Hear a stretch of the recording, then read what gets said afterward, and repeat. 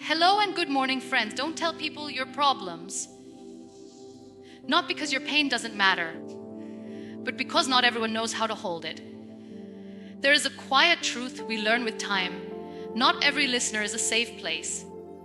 Some people listen out of curiosity, some out of comparison, some out of habit, and very few listen with care. Your struggles are not entertainment. Your pain is not a topic for discussion. And your healing does not need an audience. When you tell your problems to everyone, you give away pieces of your peace, not because you are weak, but because your story is powerful, and power must be shared wisely. Some people don't want to understand, they want to judge. Some don't want to support, they want to advise. Some don't want to help, they want to feel superior. And when you open your heart in the wrong place, you walk away feeling smaller instead of lighter. Silence is not suppression. Silence is protection. There is strength in knowing what to keep sacred. There is wisdom in choosing when to speak and when to stay quiet. Not everything you feel needs to be explained. Not every wound needs to be exposed. Sometimes, the most healing conversations happen within you. When you sit with your pain instead of announcing it, you learn something important. You learn how strong you are. You learn how to process emotions without depending on validation. You learn how to trust your inner voice. This does not mean you must suffer alone. It means you must choose carefully. One safe person is enough. One honest space is enough. Sometimes even one quiet prayer is enough. Sharing with the wrong people multiplies pain. Sharing with the right place transforms it. There is also power in action. Some people talk about problems repeatedly, hoping relief will arrive through words. But relief often comes through movement, through healing, through growth, through choosing yourself again and again. Your silence does not mean you are hiding. It means you are healing privately. And private healing is powerful. When you stop explaining yourself to everyone, you conserve energy. That energy can be used to rebuild, to reflect, to rise. You stop reliving pain through repetition. You start releasing it through intention. Not everyone deserves access to your inner world. Your struggles are part of your becoming. They are shaping you, strengthening you, teaching you. You don't need to convince others of your battles. You don't need sympathy to survive. You need clarity, you need boundaries, you need self-respect. One day, people may see your strength and wonder how you stayed composed during hard times. They will not know about the quiet nights, the private tears, the inner work. And that is okay, because healing was never meant to be loud. Don't tell people your problems. Tell yourself your solutions. Tell yourself your worth. Tell yourself that you are capable of carrying this season with grace. And when you do speak, speak with intention. Speak where your pain is safe. Speak where your story is honored, because your silence is not weakness, it is wisdom. Not every listener is a safe place for your pain. There comes a moment in life when you realize that being heard is not the same as being held. Just because someone listens does not mean they understand. And just because someone asks does not mean they care. Pain is delicate. It carries weight. It carries memory. It carries vulnerability. And when you place that weight in the wrong hands, it doesn't feel lighter. It feels heavier. Some people listen out of curiosity, not compassion. Some listen to compare, not connect. Some listen so they can talk, not to understand. And when you open your heart in those spaces, you walk away feeling exposed instead of supported. A safe listener does not rush your healing. They don't minimize your feelings. They don't turn your pain into advice. They don't use your vulnerability as conversation later. They sit with you without judgment, without interruption, without superiority. But such listeners are rare, and wisdom is knowing the difference. Not every silence needs a witness. Not every tear needs an audience. Some emotions are meant to be processed privately, not performed publicly. This does not mean you should never share. It means you should share intentionally. Pain shared in the wrong place can turn into shame. It can invite opinions you didn't ask for. It can reopen wounds you were trying to close. And instead of healing, you find yourself explaining, defending, or regretting.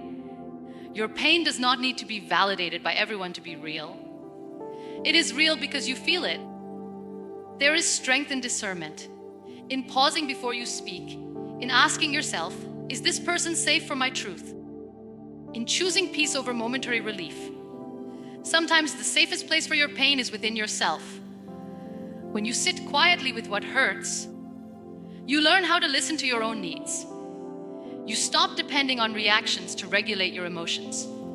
You build inner stability, and that stability becomes strength. Other times, the safest place is one trusted heart, one person who respects your boundaries, one space where your story is protected, one connection where you don't have to perform pain to be believed. That is enough. Oversharing often comes from the desire to be understood. But understanding does not come from numbers. It comes from depth, from quality, not quantity. You don't need many listeners. You need the right one, or sometimes just yourself. Not every listener deserves access to your wounds.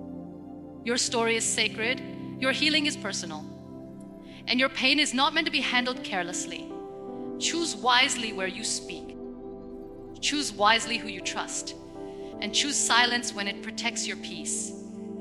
Because not every listener is a safe place for your pain. And protecting your heart is not weakness.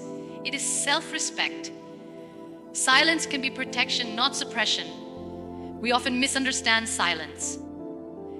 We think staying quiet means holding things in, avoiding emotions, or pretending we are fine when we are not. But there is a difference between silencing your truth and protecting your peace. Silence is not always fear. Sometimes silence is wisdom. There are moments when speaking too soon invites misunderstanding, when sharing too widely invites judgment, and when explaining yourself repeatedly drains the very energy you need to heal. In those moments, silence becomes a shield. Silence gives you space. Space to process before reacting. Space to understand your emotions before explaining them. Space to heal without pressure. This space is powerful. Suppression hides pain from yourself. Protection holds pain gently until it is safe to release. When you choose silence as protection, you are not denying your emotions. You are honoring them. You are saying, this matters too much to be exposed carelessly. Silence also helps you regain control. When emotions are raw, words can betray you. They can come out distorted, misunderstood, or regretted. Silence allows clarity to form, and clarity allows truth to be expressed when the time is right. There is strength in not reacting immediately, in not defending yourself to everyone, in not explaining your side to those who are committed to misunderstanding you. Silence keeps your dignity intact. Some people only listen to respond, not to understand. Speaking to them costs you more than it gives. In those spaces, silence is not weakness, it is discernment. Silence also teaches self-trust. You stop needing constant reassurance. You stop seeking approval for how you feel. You learn to sit with discomfort and regulate your emotions internally. This inner regulation builds resilience. That doesn't mean you never speak. It means you choose when and where to speak. When your heart feels steady, when the listener feels safe, when your words will heal instead of reopen wounds. This timing matters. There will be people who misunderstand your silence. They may call it avoidance, pride, or coldness, but they do not live inside your heart. They do not carry your wounds, you do. And you have the right to protect what is healing. Silence does not mean you have no voice. It means you are choosing not to waste it. One day, when you speak again, your words will carry clarity instead of chaos, strength instead of strain, peace instead of pain, because silence did not bury your truth. It protected it. And protecting your truth until it is safe to be shared is not suppression.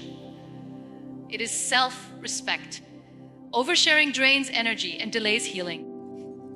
There is a subtle exhaustion that comes not from pain itself, but from repeatedly talking about it in places where it is not understood.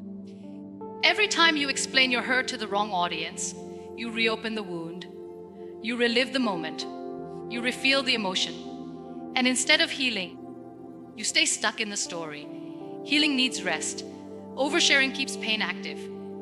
When you tell your problems again and again, hoping for relief, you may feel lighter for a moment, but soon the weight returns. Because words alone do not heal when they are spoken without safety, depth, or intention. Oversharing scatters your energy. You spend strength explaining instead of restoring. You spend emotion justifying instead of processing. You spend time repeating instead of resolving. And slowly you feel drained without knowing why. Not everyone deserves the emotional labor of your story. Some people listen briefly and forget. Some listen and judge. Some listen and store your vulnerability as information, not care. And when your pain becomes a topic instead of a truth, healing slows down. Healing requires containment. It needs a safe space where emotions can settle instead of being stirred. It needs boundaries that protect your nervous system from constant exposure. When you overshare, you remove those boundaries, and your mind stays in survival mode. Oversharing also delays self-trust. You begin relying on others to validate your feelings instead of learning how to hold them yourself. You wait for reactions to feel okay. And when those reactions disappoint you, pain deepens. This does not mean you must handle everything alone. It means you must handle it wisely. 1 or 2 safe spaces are enough. 1 trusted listener is enough. Sometimes your own reflection is enough. Healing does not require an audience. In fact, some of the deepest healing happens in silence, when you stop narrating your pain and start listening to what it needs. When you protect your story, you protect your energy. That energy can then be used to grow, to heal, to move forward. Instead of circling the same wounds, you begin closing them gently. There is peace in privacy. When you stop oversharing, you stop reopening wounds for understanding that may never come. You begin understanding yourself. And that understanding is where healing accelerates. One day, you will notice something shift. You are less tired emotionally. You react less. You feel more grounded. Not because life became easier, but because you stopped bleeding in places that couldn't heal you. Oversharing drains energy. Boundaries restore it. And when you choose privacy over repetition, you give healing the quiet space it needs to finally begin. Choose wisdom over validation when sharing struggles. When pain is heavy, the heart naturally looks for relief. It looks for someone to understand, someone to agree, someone to say, "You are right to feel this way," and there is nothing wrong with that need. We are human before we are strong. But wisdom asks a deeper question: will this sharing heal me, or only comfort me for a moment? Validation feels good instantly. Wisdom protects you long term. When you share your struggles only to be validated, you place your healing in someone else's hands. You wait for reactions to feel okay. You depend on agreement to feel justified. And when validation doesn't come, or comes mixed with judgment, the pain deepens. Wisdom teaches restraint. It teaches you to pause before you speak. To ask yourself, why am I sharing this? To recognize whether you need healing or approval. This awareness changes how you communicate. Wise sharing is intentional. You speak to those who have earned access to your vulnerability. Those who listen without rushing. Those who hold space instead of opinions. Those who protect your story as carefully as you do. Validation seeks comfort. Wisdom seeks growth. Sometimes growth means sitting with discomfort instead of immediately explaining it. It means letting emotions settle before exposing them. It means trusting that not every feeling needs an audience to be real. When you choose wisdom, you stop over-explaining. You no longer feel the need to convince people of your pain. You stop defending your emotions. You stop narrating your wounds to feel understood. You trust your experience without needing agreement. This creates emotional independence. You become grounded within yourself. You learn to regulate emotions internally. You gain confidence in your own perspective, and this confidence is quiet but powerful. Wise sharing also protects your dignity. You avoid spaces that gossip, minimize, or sensationalize pain. You stop giving your vulnerability to people who treat it casually. And in doing so, you preserve your self-respect.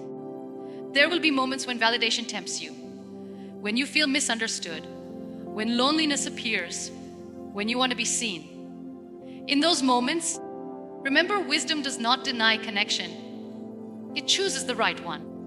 One honest conversation with the right person is more healing than 100 reactions from the wrong ones. When wisdom leads, sharing becomes lighter. You walk away feeling supported, not exposed, understood, not analyzed, held, not judged. One day, you will notice that you speak less about your struggles, not because they disappeared, but because they no longer control you. You have learned to carry them with strength instead of broadcasting them with pain. Choose wisdom over validation, because validation fades, but wisdom strengthens. And when you share from wisdom, your words heal instead of hurt, and your heart stays protected. Private healing builds inner strength and clarity.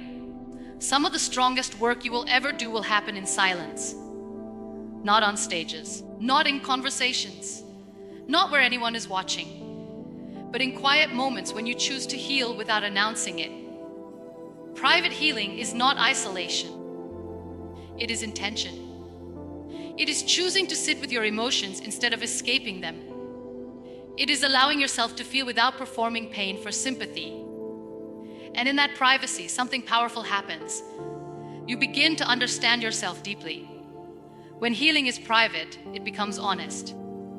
You are not filtering your emotions for acceptance. You are not shaping your story for understanding. You are not rushing recovery to appear strong. You are simply healing at your own pace. This honesty builds inner strength. You learn how to regulate your emotions without depending on reactions. You learn how to calm yourself when anxiety rises. You learn how to process pain without turning it into identity. And this self-reliance becomes resilience. Private healing also creates clarity. When you stop talking about pain constantly, your mind quiets. You begin to see patterns clearly. You recognize what hurt you, why it hurt you, and what needs to change. This clarity is hard to find when emotions are scattered across too many conversations. Clarity leads to better decisions. You stop repeating the same mistakes. You stop trusting the wrong people. You stop reopening wounds that need rest. Instead of reacting, you respond. Private healing does not mean you never share. It means you heal first and speak later. When you finally talk about what you've been through, it no longer controls your voice. You speak from understanding instead of emotion, from wisdom instead of wounds. This kind of strength is quiet. It does not need approval. It does not seek validation. It does not rush explanation. It simply exists. Some people will not notice your healing. They will not see the effort, the tears, the inner work, and that is okay. Healing is not meant to be witnessed. It is meant to be felt. Private healing also protects your future. When you heal without noise, you avoid carrying old pain into new relationships. You avoid bleeding where you should be building. You move forward lighter, clearer, and more aware. One day, you will realize that you are calmer, stronger, more centered, and you won't remember exactly when it happened. Because private healing does not announce itself. It changes you slowly, deeply, permanently. So allow yourself to heal quietly. You don't owe the world updates on your pain. You don't need an audience to become whole. Inner strength is not built in conversations. It is built in commitment. And private healing, done patiently and honestly, will give you the clarity and strength to rise without noise and move forward without fear. Your problems deserve solutions, not spectators. Pain does not need an audience. It needs direction. Too often we speak about our problems hoping someone will fix them, feel sorry for us, or simply listen. But listening alone does not always heal. Sometimes it only keeps the wound open. Problems grow louder when they're watched. They grow smaller when they're worked on. Spectators may sympathize. They may not. They may offer opinions. But once the conversation ends, they return to their lives, and you remain with the same problem, only heavier now from retelling it. Your energy is precious. Every time you repeat your pain without action, you spend energy without return. Every explanation costs emotional strength, and that strength could have been used to reflect, to plan, to heal. Solutions require privacy. They require quiet thinking. They require honest self-confrontation. They require patience instead of performance. You cannot solve a problem while constantly narrating it.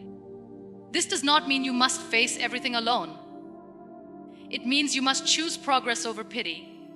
A solution-focused mindset changes how you speak. Instead of asking, who will listen? You ask, what can I change? Instead of explaining the same pain again, you begin experimenting with healing. Solutions are not always immediate.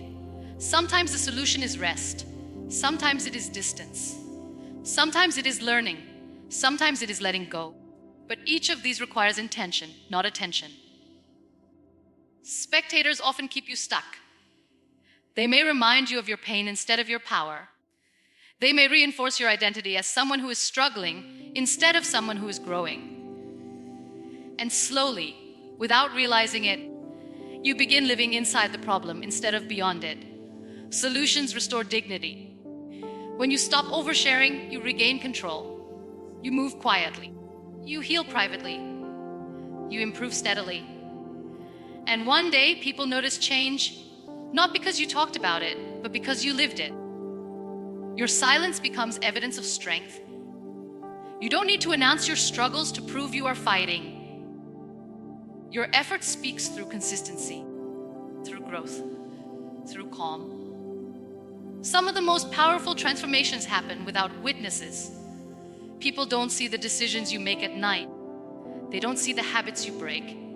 They don't see the boundaries you build. But they will see the result. Your problems are not stories meant to entertain others. They are signals asking for action. They are teachers asking for understanding, and they deserve respect, not repetition. One day, you will look back and realize that the moment you stopped talking and started working was the moment everything shifted. Because healing did not need an audience, it needed commitment. So protect your energy. Choose solutions over sympathy. Choose progress over performance. Your problems don't need spectators. They need you, calm, focused, and ready to rise. So if today your heart feels heavy, pause before you speak. If your pain feels urgent, protect it before you share it. And if the world feels curious about your struggles, remember, curiosity is not care. You don't owe everyone your story. You don't need permission to heal quietly. And you don't have to explain your pain to make it valid.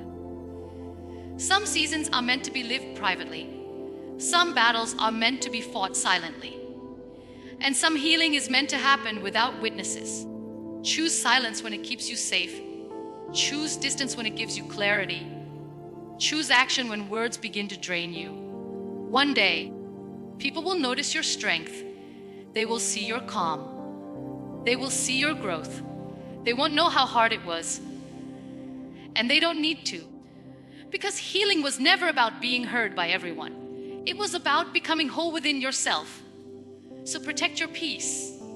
Speak with intention. And remember, your story is powerful, and power deserves privacy.